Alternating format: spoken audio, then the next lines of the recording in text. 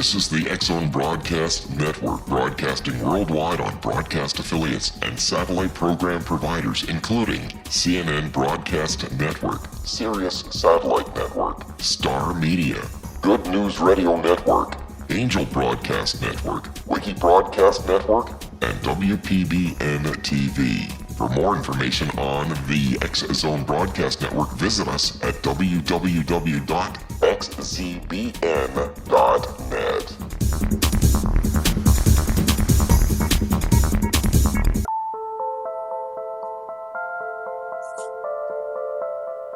Hello, everyone, and welcome back to Paranormal Stakeout. I'm your host, Larry Lawson, as always coming to you from the mothership of paranormal programming, the X-Zone Broadcast Network.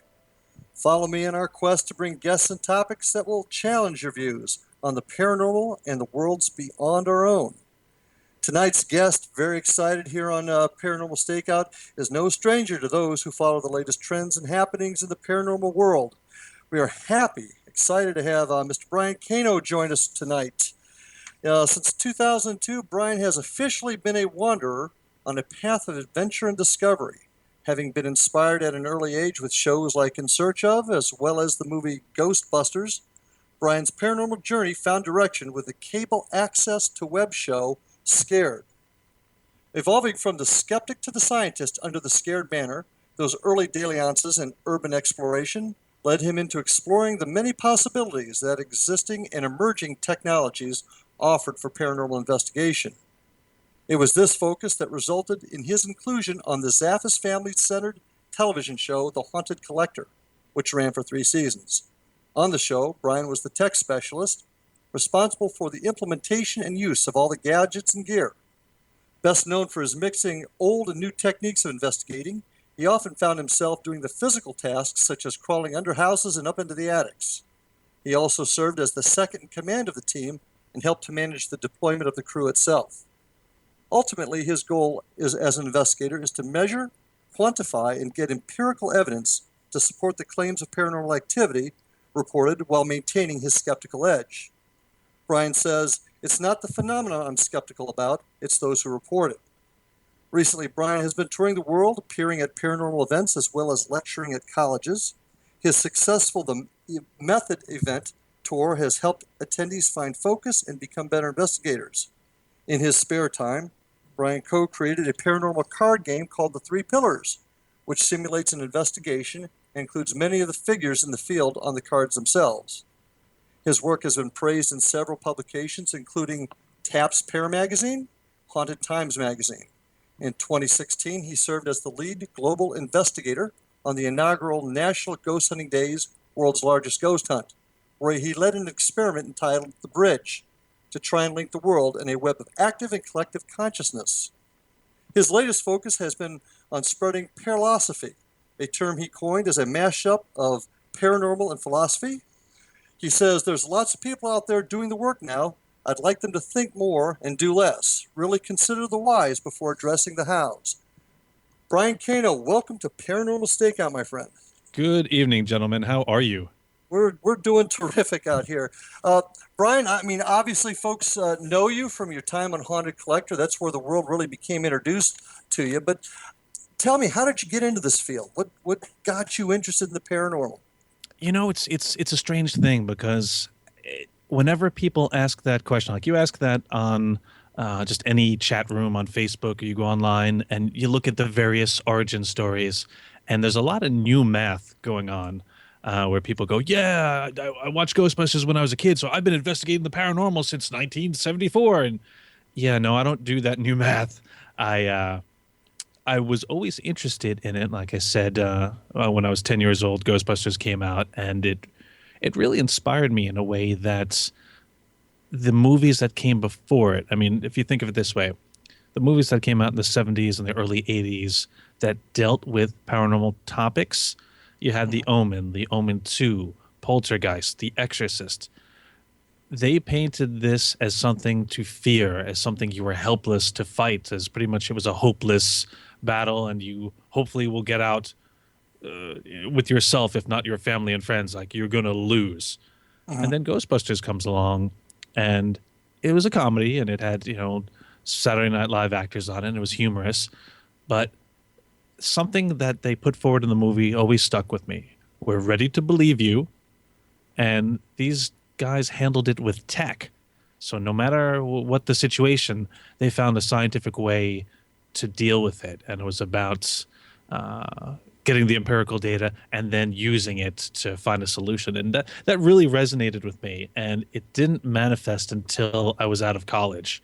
Back in 2002, a bunch of friends and I decided to start a cable access show called Scared on Staten Island. And essentially it was like a very Blair Witch type show, shaky cam and all, where we would go into abandoned places in our hometown and try to see if we couldn't address the urban myths that had sprouted up about those places. And again, this was 2002, so there was no ghost hunters, there was no ghost adventures. We had really nothing to model ourselves on. So it was really just looking back to when we were kids and saying, all right, how are we going to do this? And we were kind of like the Scooby Gang. We just rolled up and tried to find out the mystery. But no men in rubber masks. Not yet, anyway. How many investigations do you think you were involved in those early days?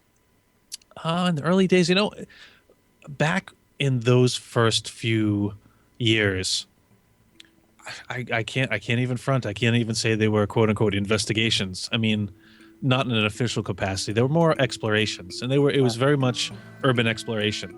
We would go in, explore, appreciate We got to take our first break here. Hate to interrupt you, my friend, but we've got lots of questions to ask you. Folks, this is Paranormal Stakeout. Stay with us. We'll be back in just a minute with Mr. Brian Cano.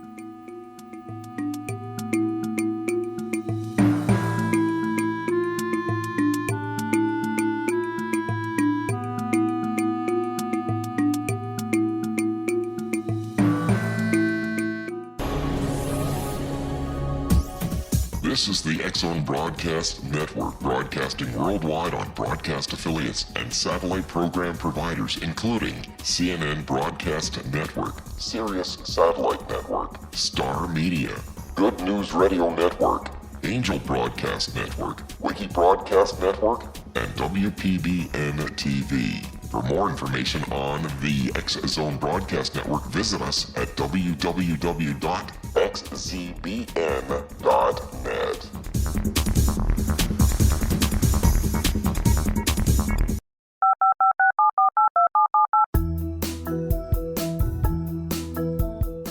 Did you know that when you're on the road with limited data or Wi-Fi, you can still listen to the X-Zone Radio Show with Rob McConnell, The Science of Magic with Gwilda Wiyaka, X-1, Dimension X, Space Patrol, and every minute of the X-Zone Broadcast Network by calling 213-401-0080, courtesy of Audio Now.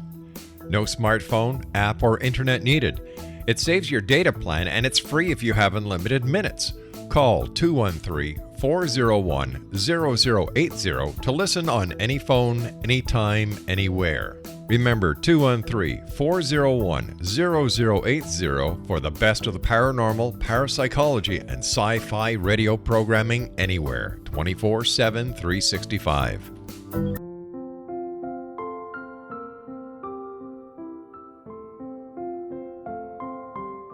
I am Dr. Carl O'Helvey, founder, president of a new cancer foundation focusing on evidence-based physical, mental, and spiritual interventions, including natural cancer cures, prayer, meditation, affirmations, nutrition, and other related holistic cancer prevention and cure modalities. These are used in cancer education, research, and financing care. I ask for your help to continue this important work by donating at www.holisticcancerfoundation.com.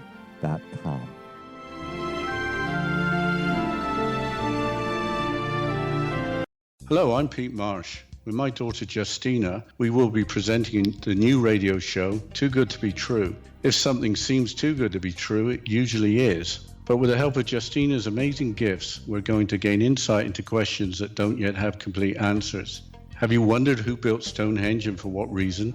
Why are crop circles found in the same region as Stonehenge and elsewhere?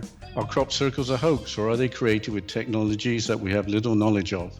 Who built the pyramids in Egypt and also in other countries? How and why were they built? Was the Titanic switched with the Britannic as part of a gigantic insurance fraud, or for more insidious reasons? What caused the Tunguska event when trees were flattened over an 800 square mile area in Siberia? Will the new insights be too good to be true? Well, that will depend on what you are prepared to believe. Please join us as we start on this journey together. For more information on Too Good to Be True, visit www.xzbn.net. Little children aren't the only ones afraid of the dark. Millions of soldiers return from war zones with PTSD, anger, frustration, fear, and loneliness, much of which surfaces during the darkness of the night. You have the chance to change the lives of these American heroes. Songs and Stories for Soldiers.us provides free MP3 players for these men and women. With a list of 3 million songs in 16 different styles, 100,000 audiobooks, and 30,000 old-time radio programs, every veteran can find something to soothe and comfort them at no cost. All our players contain an 8-hour audio program designed to help veterans fall asleep. With 1,500 plus vets now participating, it's our goal to deliver 10,000 audio players this year. Go to our website at songsandstoriesforsoldiers.us. Help us help a veteran make it through the night.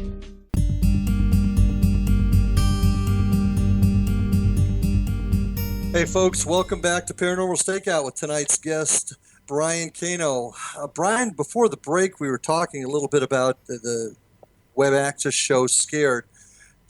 Was this a bunch of your college buddies and you guys just decided to do this show? How did that come to be? You know, Scared, and as it was first called, Scared on Staten Island, it was just, my friends and I like to film home movies and comedy sketches and skits, and we just really stumbled upon this project we wanted to do, and it was about exploring the urban myths that popped up around the abandoned places in our hometown of Staten Island, New York. And we approached it very much like a Blair Witch, Scooby-Doo type thing, where we would just go in ourselves, our 5 senses and some cameras, and we figured, all right, let's see if we can't document any of these rumors that have popped up about these places. Because you're talking about abandoned buildings, large institutions. The longer they stand abandoned, that's when the stories start. There's ghosts. And of course, you never trespassed, though, did you? Well, in those early days, it was kind of a thing, and nowadays definitely not. But in those early days, I'm just we film, but it's a good question because a lot of people now, it's a different ball game, and we never broke and entered. We just entered. But anytime security or police came along, they're like, all right, what are you doing here? They would see us with camera gear and not spray paint, and they said, okay, just be careful or move along. And if they said move along, we got out. And that's kind of as a cop myself, that's how I've treated past in the 37 years I've been doing this. We've run into kids usually with showing respect, and as you said, with camera gear, we let it go. But today, folks, you got to realize trespassing can be a serious issue. So I want to get that public service message out there. But well, that's the thing. Like back then when we were doing it, there was no ghost hunters, there was no ghost adventures, there was really nothing to emulate. So we were just doing our thing. Whereas now, kids get caught pretty much just trespassing, and when they face the music, they go, "Oh, we're paranormal investigators," thinking that will get them off the hook. And then there's some silly article online from a local news outlet that says, "Oh, paranormal investigators get caught doing this," and it gives everyone a bad name. So, yeah, it's a different ball game these days. In these initial investigations, did you come across anything that really stuck out in your mind? Did you come across any, even to this day, feel like was true paranormal evidence? Hard to say, because back then it was very much urban exploration. We really appreciated the buildings and the history and everything that came along with those abandoned buildings. But again, back then, I was a big scaredy cat. I remember the very first one we shot. We did challenges, and we were kind of inspired by MTV's Fear, and on that show, The different contestants had different challenges they had to do, like go here and sit by yourself in a room. And the people on TV were so cowardly. We said, we can do this. Well, my first challenge was to go. We did this abandoned monastery, and my challenge was to go to. Well, first I had to find the basketball courts, and I had to investigate it for reports of satanic activity to see if there was any cult activity down there. And that kind of freaked me out a little bit because, again, I was raised Catholic, so that stuff resonates with me. Sure. And here I am. I'm wandering through the woods with a camera and a big light. So if there is anyone out there doing something weird, they'll see me coming from a mile away, but I won't see them. So that got me a little paranoid. And when I finally found the basketball courts, there did seem to be, some stuff. Like there was some chalk drawing on the floor. There was some pits that were dug out that were clearly used to burn things. There's a couple candles. And on the floor was written something, and I'm looking at it, and as I'm holding the camera, I'm just talking. I'm talking to make myself feel better, and also because this is a documentary, I'm trying to sound official. So I'm like, okay, I found the basketball courts. I'm seeing a lot of things here. Okay, all right, I see some writing on the floor. It says, okay, it starts with an Morique. Oh. Is that Portuguese? Okay, I don't know what that is, but and okay, I'm legitimately afraid out here. All right, we get home, we get the footage to the editing room, and my friend Chris, who was editing it, starts laughing. He goes, "Oh my God!" I said, "What is it?" He said, "I'm looking at this. You said Morique. It's Portuguese, dude. It says Monique. It's just some girl just wrote her name on the ground." But I was so frightened and so out of my mind that. Something like that tripped me up. So we kind of joke about that to this day. But yeah, it was also an important lesson for me in that you don't jump to conclusions, and pretty much whatever you think you'll find, you probably will, because you'll find a way to make it happen. So I was so paranoid about that activity out there that, everything I saw, even some girl's name tagged on the floor, it made it into my mind that it was some foreign language portion of a ritual. And I think we see that oftentimes in a lot of paranormal investigations, people wanting something so bad, it almost becomes a reality to them. They see things that may not be there because they want so bad, or maybe they're just scared. So how did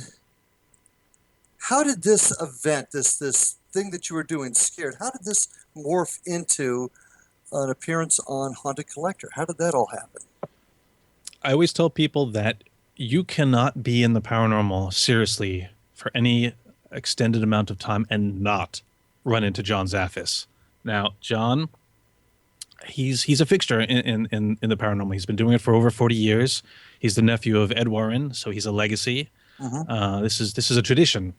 He's even got family in Greece that they're doing demonology work. So this is really, John Zaffis is a big name. And one of his nicknames is he's the godfather of the paranormal.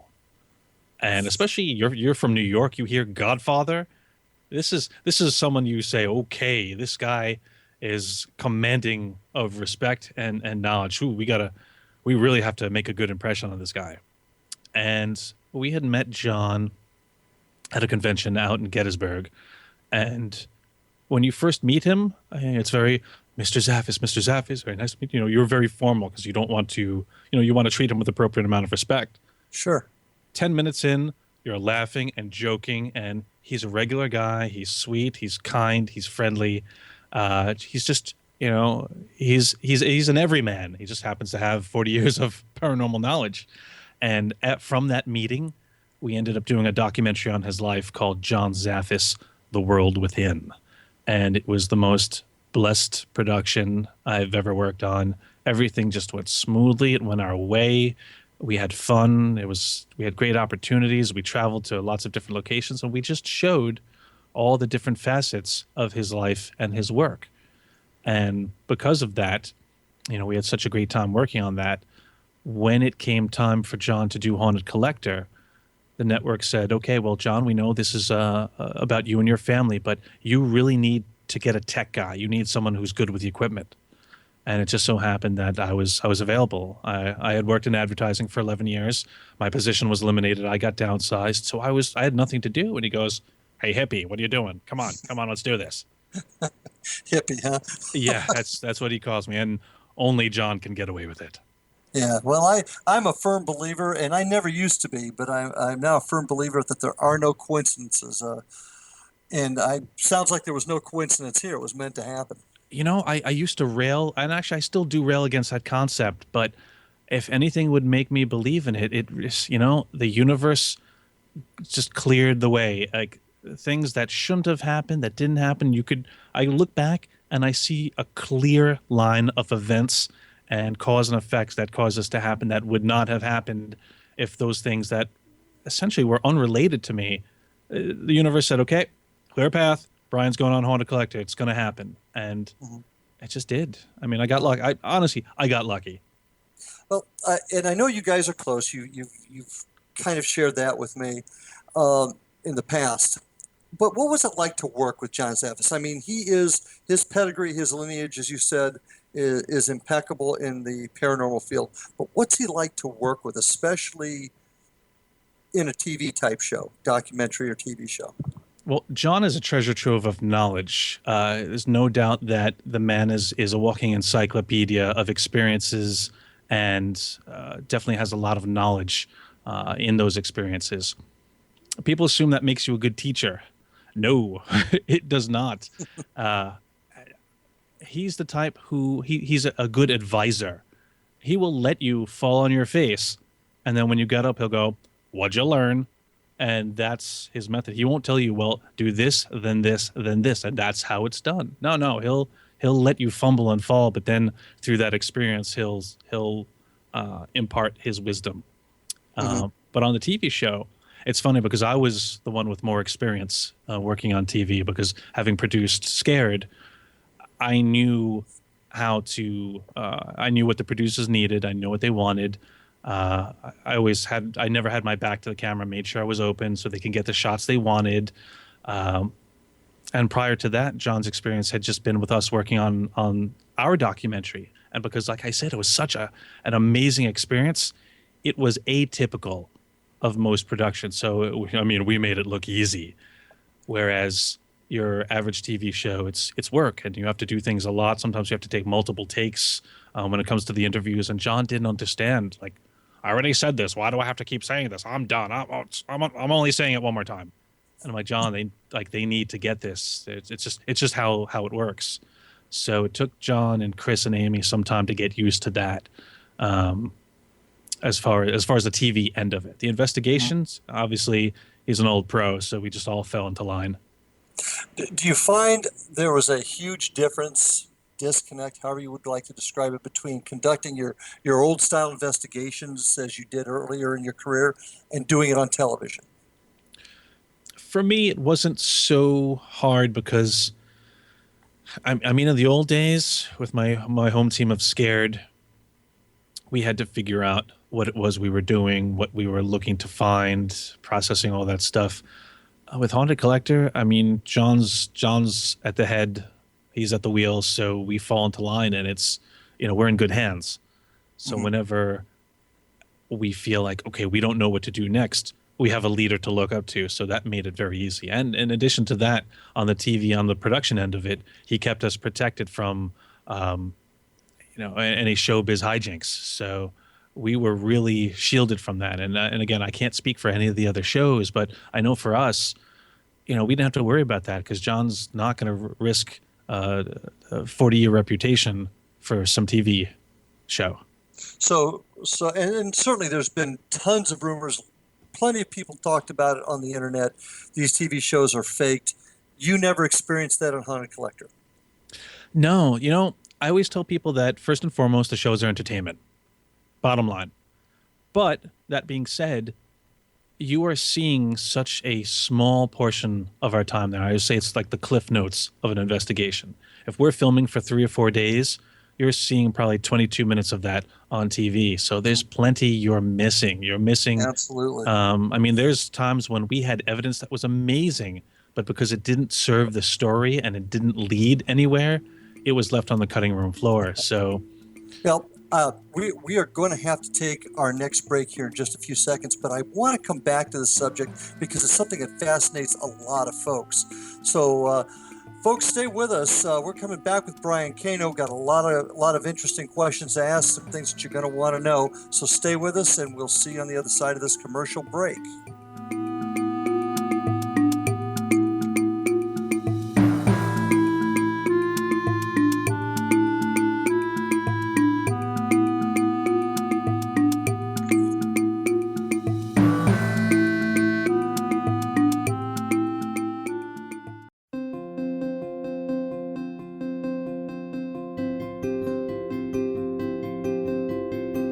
Dreams are our personal gateways into infinite wisdom. Don't miss shamanic counselor and indigenously trained dream decoder Sandra Corcoran's inspiring book, Shamanic Awakening Between the Dark and the Daylight. This remarkable work chronicles Sandra's 35 years of experience with diverse wisdom keepers and her initiations throughout the Americas and across the British Isles, Turkey, Greece, and Egypt. Sandy's knowledge of symbology, psychology, and myth influence her dream blog and workshops. Sandy offers private tarot readings, international journeys, a meditative CD, as well as her book, Shamanic Awakening, to encourage you as you navigate this earth walk, creating a deeper connection to yourself and all that is. Find this and more at Sandy's website, starwalkervisions.com.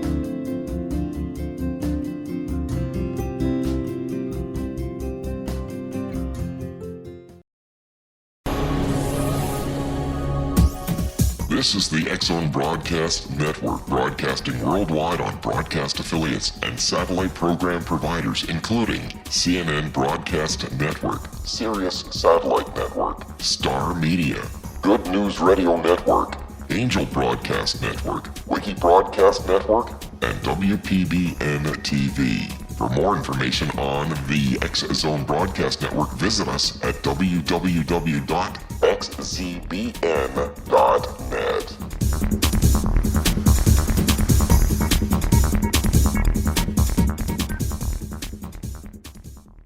How would you like to be able to read other people's minds? Well, the next best thing is here. When you know how to read a person's name, you know how the person thinks, feels, and behaves. Each letter in our name holds a key to unlock our true essence. Our name contains both our gifts and challenges in this lifetime. Mnemology science discovers personality secrets hidden in the placement of the letters of our names, including the first and last impression people remember about us. Sharon shows us how to interpret the arrangement of letters as outlined in her book, Know the Name, Know the Person. Sharon Lynn Wyeth created mnemology science after 18 years of research and testing her theories, and has supported thousands of people around the world in understanding themselves and others better. You'll enjoy Sharon's unique teachings as she shares her system to learn the gifts behind your given birth name. Even if you don't like your birth name, there are jewels in this book. If you're thinking of changing your name, ready to name your child, or wanting to get along better with others, this is the book for you. If you'd like to improve your relationships and change your life for the better, get the book today, Know the Name, Know the Person, or visit www.knowthename.com. That's www.knowthename.com.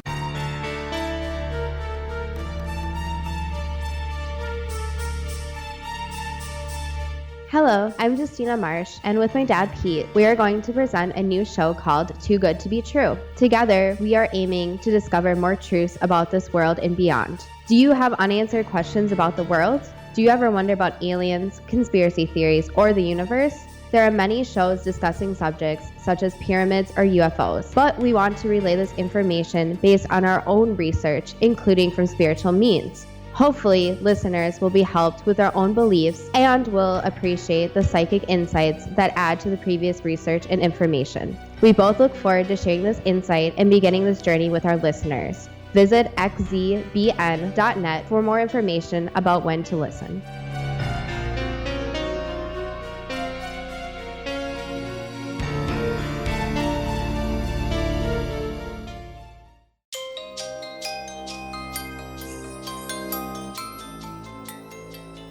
Well, folks, we're back from our break with Brian Cano here on Paranormal Stakeout. Brian, we were on a really, I think, an important topic here when we had to go to break, and I want to revisit it.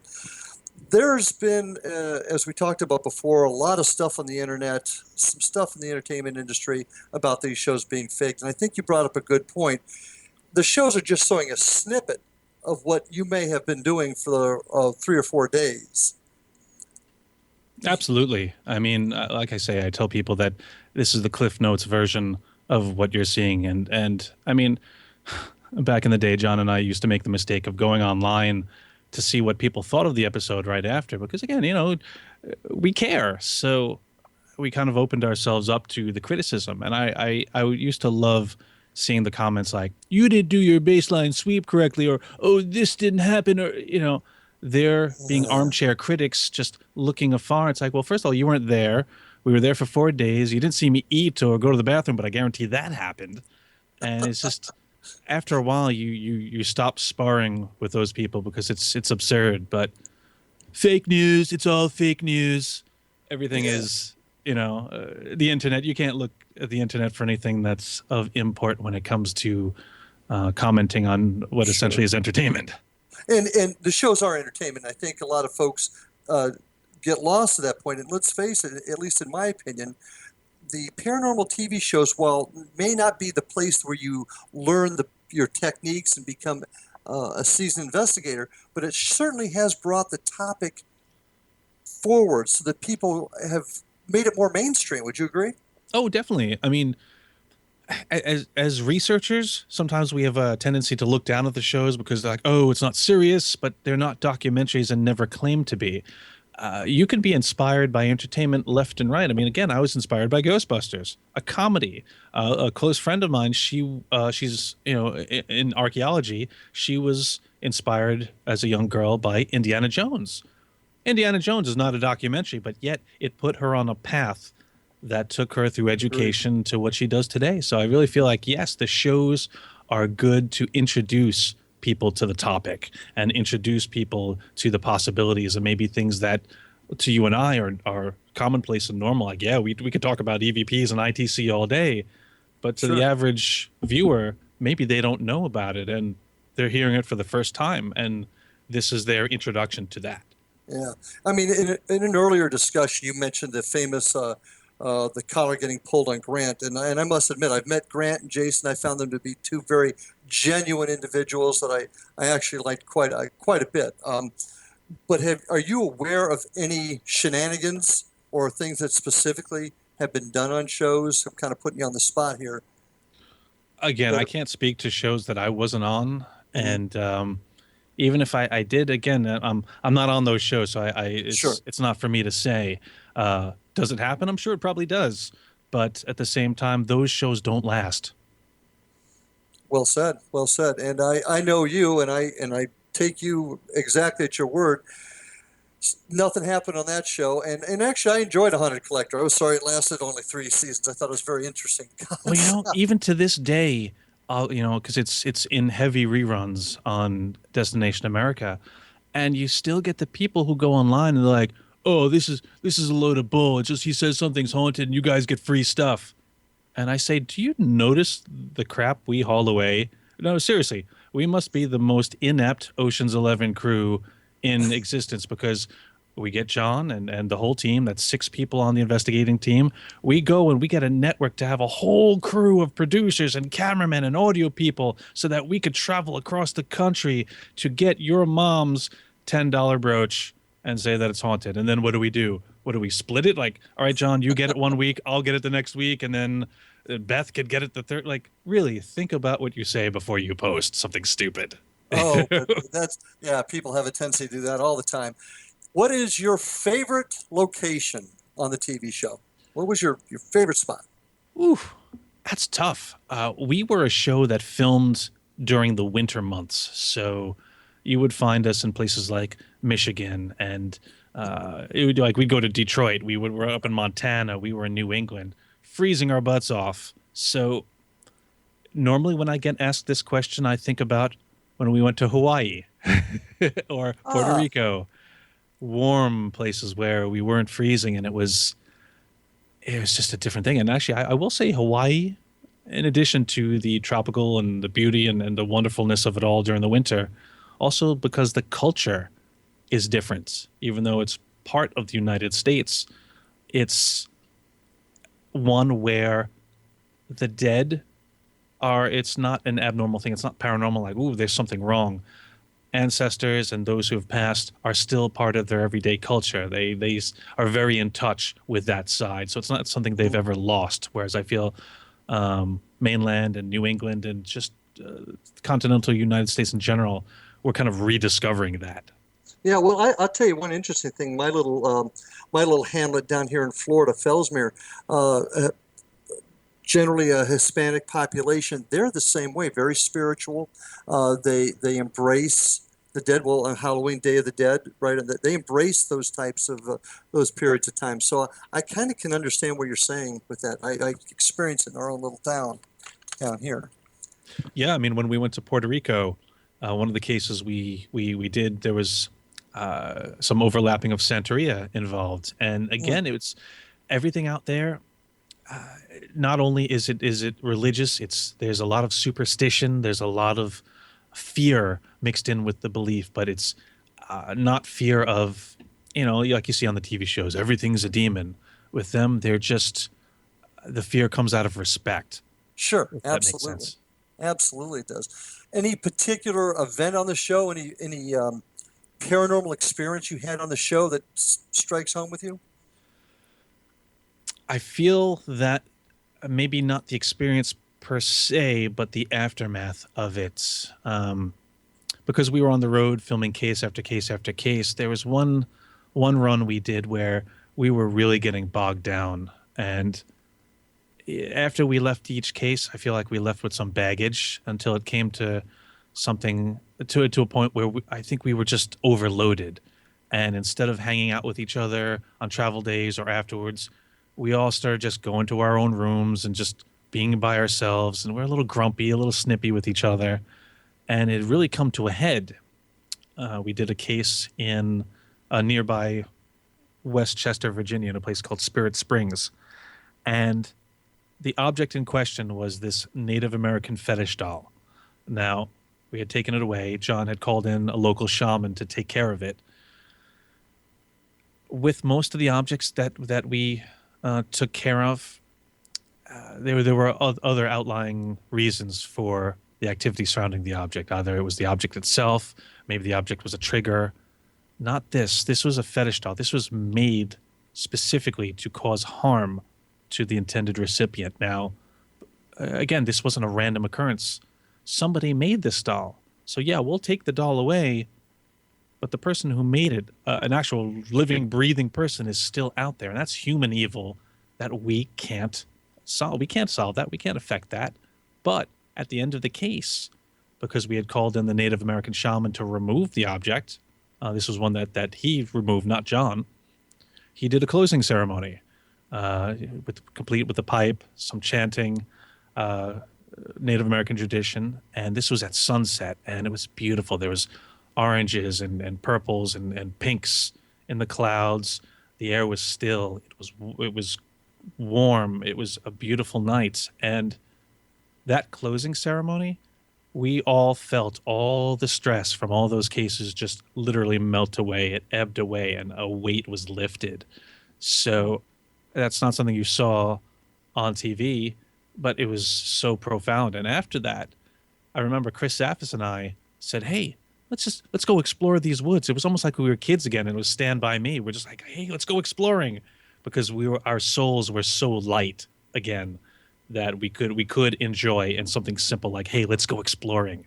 Yeah. And you're right. People don't see that on the show. They want to get excited. They want to get scared. They don't see something as profound as this. That's really an interesting story. And I want to kind of get away from that now, because you've evolved yourself. Seeing you were down here with us in January, you were doing some very, very interesting work with some of our guests in our January event here in Fellsmere. And I want to talk more about that. I want to talk about the current Brian, if you will. And let's start it off by, can you explain your theory of paralosophy? I find it fascinating. Yes, paralosophy pretty much is just a mashup of two words, paranormal and philosophy, and I playfully hashtag it just to bring it into the today lingo. And I feel that because of the TV shows, again, we say it was good that they introduce the topic to many people who otherwise would not have access to it or exposure to it. The downside is that you have a lot of people who emulate what they see on TV, and even if they have the best of intentions, sometimes they can end up doing more harm than good. I mean, ever since Ghost Hunters came out and Ghost Adventures, go on the internet or throw a rock and you will hit at least 3 other paranormal groups in your area. And they could be all very, well-meaning. They say they want to help people, but what makes them qualified to do so? Hey, would you buy a black T-shirt and you watch Ghost Adventures? Hey, and then they're going into people's homes. No, that's not enough. So for me, the Paralosophy movement is about slowing things down. Like, okay, pump the brakes. We're not going to solve the paranormal overnight. It's been around for hundreds of thousands of years. The mystery is there. We're going to whittle at it. This is a marathon, not a sprint. And the credo is, I want people to think more and do less. And essentially, I just stole that from carpentry, which is the measure twice, cut once. Right.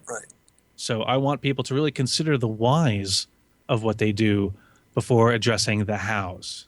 Because again, people get excited and they go, oh, there's a family and they're having activity and kids are involved. Let's get in there. Oh, why? Why are you going in there? You don't know what you're getting into. Like, there's a lot that needs to be done. There's interviews to conduct. There's research to be done. The land, the house, the people, there's work. And that's what scares me so much. A lot of times people go into homes, they say, we're here to help you. Well, what can you really do to help these folks? They're in a state of stress. You're telling them you're going to do something, and then if you don't, or you say you did and it doesn't solve the issue, you're going to create an even worse problem. Yeah, I mean, these are people under strain.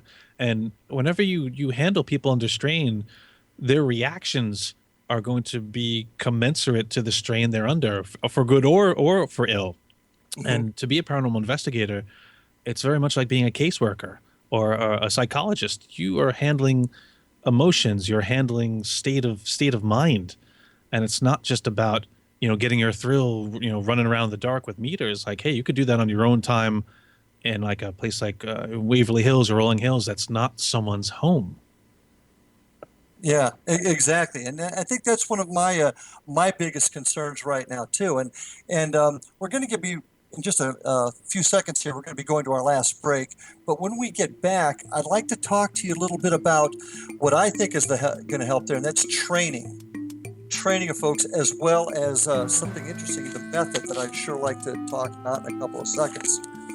So with that, we're going to take our last break now, Brian, and we're going to be back in a few minutes or a few seconds here with our last round, some interesting questions. So see us on the other side, folks. Stay with us.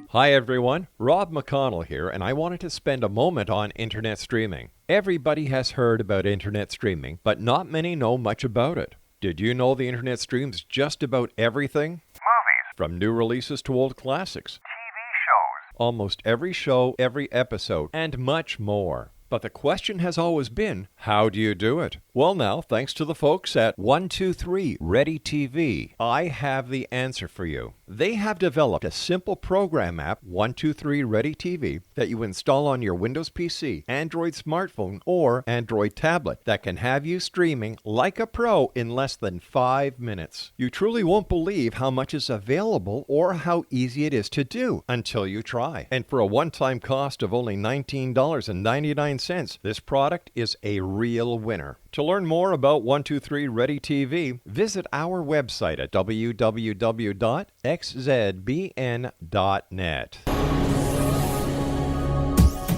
This is the X-Zone Broadcast Network, broadcasting worldwide on broadcast affiliates and satellite program providers, including CNN Broadcast Network, Sirius Satellite Network, Star Media, Good News Radio Network, Angel Broadcast Network, Wiki Broadcast Network, and WPBN TV. For more information on the X-Zone Broadcast Network, visit us at www.xzbn.net.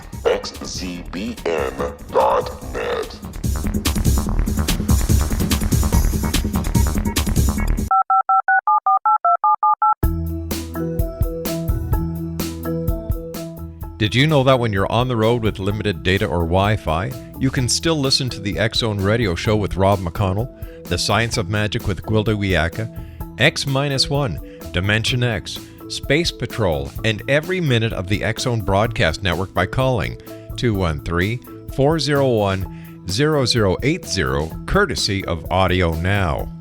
No smartphone, app, or internet needed. It saves your data plan and it's free if you have unlimited minutes. Call 213-401-0080 to listen on any phone, anytime, anywhere.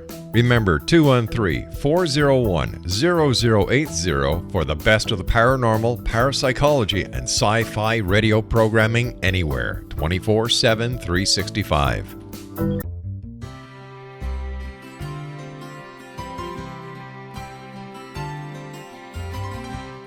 True healing must address 4 levels: physical, emotional, mental, and spiritual, for us to live joyful and productive lives.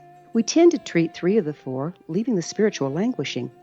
If you're tired of the same dysfunctional patterns cropping up in your life, Soul Balancing is for you. Trixie Phelps, owner and founder of Soul Balancing, is a naturally gifted energy healer trained in numerous esoteric forms, including shamanism. Trixie has created a powerful modality that safely and effectively clears your energetic field. A Soul Balancing session can remove interference, heal trauma, and restore your hope. Contact Trixie for a life-changing long-distance session today, www.soulbalancing.world.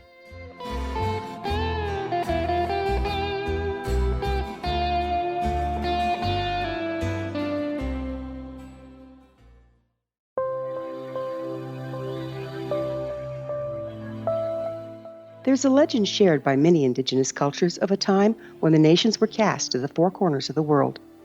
Each nation was given a body of sacred knowledge that held a different portion of the truth to preserve. True reality could not be known until all the nations reunited, combining the information. If a single one was missing, the world could not be reborn and darkness would prevail. The Science of Magic Radio is dedicated to reuniting the sacred knowledge. With the understanding, none of us has all the answers, but together we can open new perceptions and possibilities. Through our combined vision, the world can be reborn into a place where darkness no longer prevails. Join me, Gwilda Wiyaka, and the Science of Magic daily on the X-Zone Broadcast Network, xzbn.net, or visit us at thescienceofmagic.net.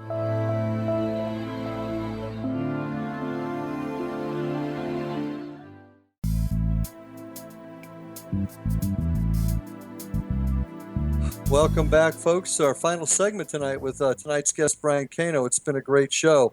You can visit Brian on his website, www.neverstopsearching.com, to follow all of his events and his adventures. Don't forget to check out all of the outstanding programs on the X-Zone Nation. Go to www.xzbn.net for the complete broadcast schedule and the new podcast schedules, too. And don't forget to visit me at www.paranormalstakeout.com and www.paranormalfbi.com. You can also check out my team's Facebook at Florida Bureau of Paranormal Investigation. Check out our Facebook page, like us, and comment on the show. I'd love to hear what you folks are thinking about the guests that we have and how the shows are going. Brian, in these last few minutes, and man, this time goes so quick. I want to hear about the method. I mean, I want to talk a few minutes about training, but tell me about the method, the program that you put out in your events. For the past few years, ever since I came off the show, my focus has been on education, and my method events are events designed to make the attendees better and more thoughtful investigators. Now, while I can't promise that activity will happen, I want to engender those who search with the right questions and the right processes to handle it. So as long as you're doing things the right way, they can leave with questions, and they can ponder activity that did happen, or they could just really take an inward look at why they're doing what they're doing, and through reflection become better at it. And that's what it was geared to do. I always did events of this type, but ever since I went to a place called the Seven Sisters Inn in Ocala, Florida, the proprietor said, you really need to put your stamp on this. We're going to think of a name. You should call it the Cano method. And I said, wow, that sounds like birth control. Yeah, I'm not down with that. But the method kind of stuck, and that's what I've been calling it ever since. Well, good old Marie, I can imagine her coming up with that. She's a sweetheart. Training is an absolute focus point for me, and I think we're on the same wavelength here. Folks learning how to do this right, not only technically, but emotionally and intellectually, is so important, in my view, to the future of the field.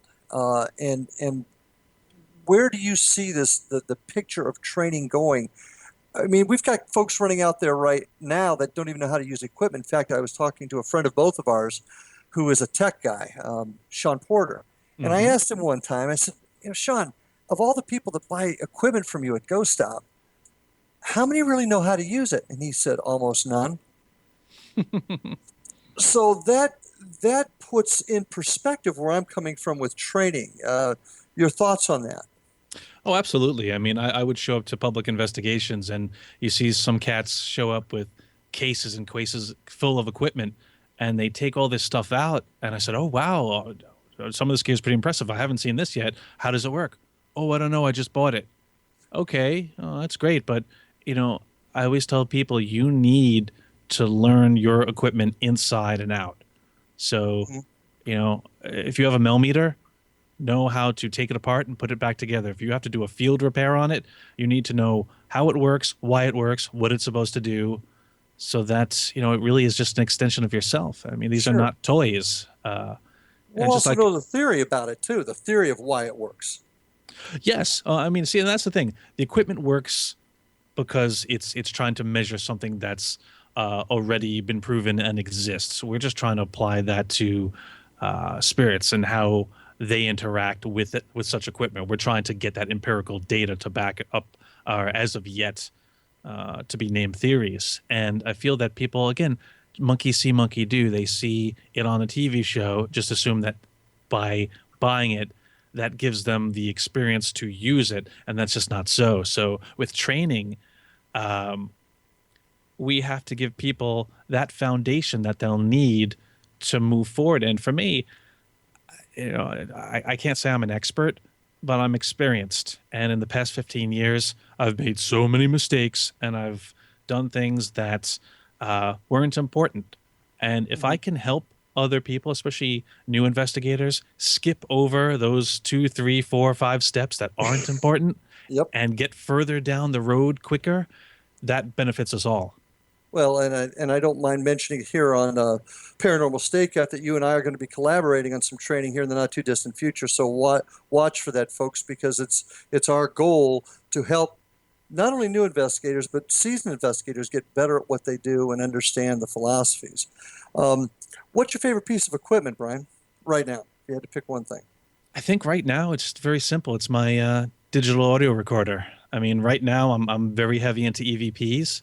And while I'm still the tech guy and I love gadgets and gear, lately it's just more flashing lights. There hasn't really been anything groundbreaking. It's just been variations on a theme. But EVPs still continue to fascinate me.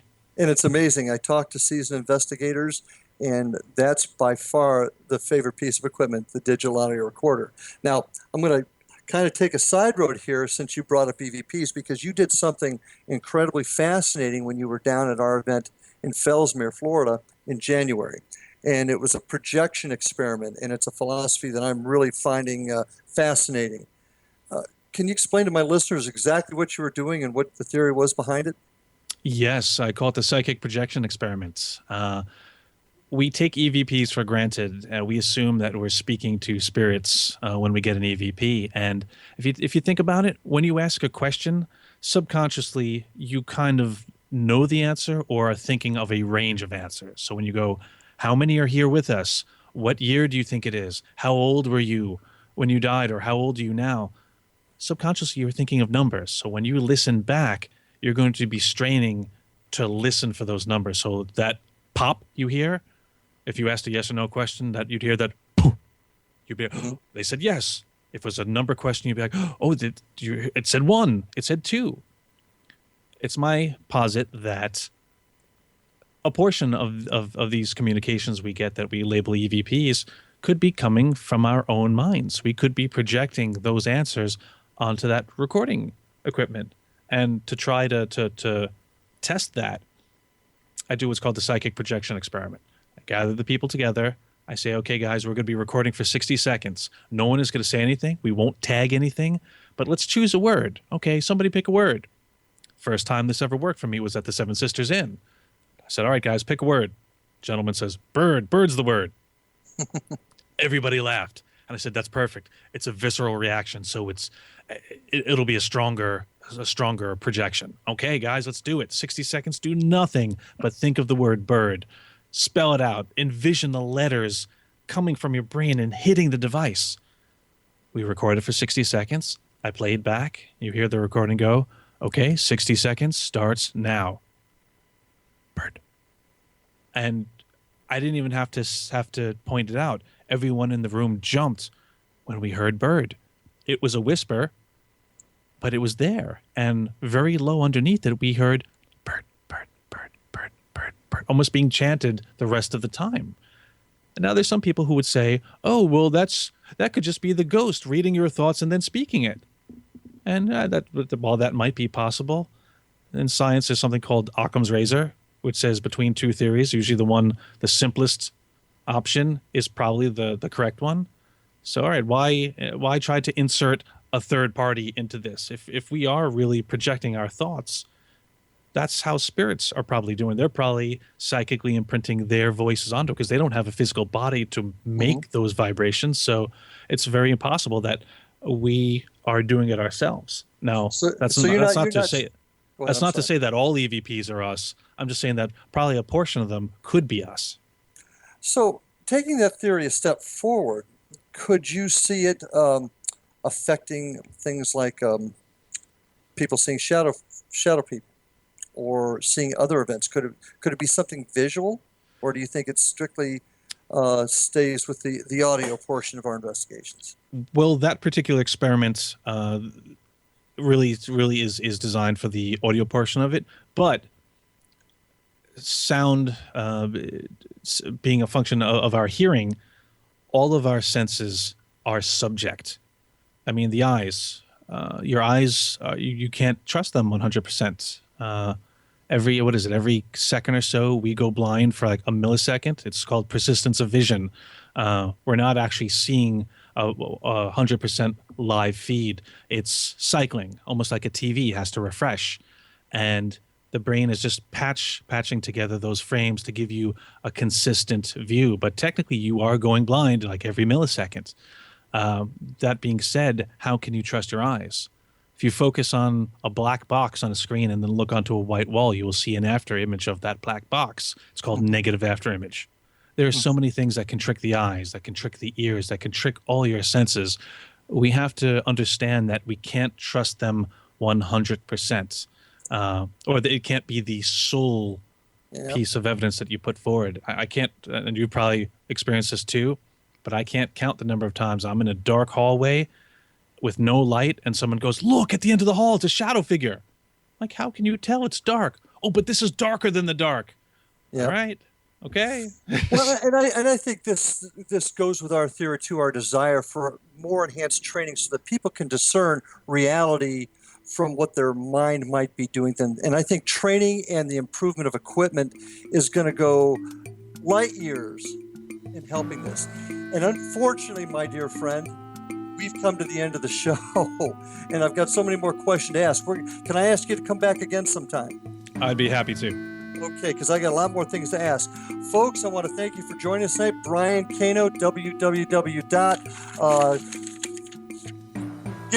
your website again? www.neverstopsearching.com. Neverstopsearching.com. Thanks, Brian. I'll be seeing you soon. Thanks, folks. We'll see you on the other side.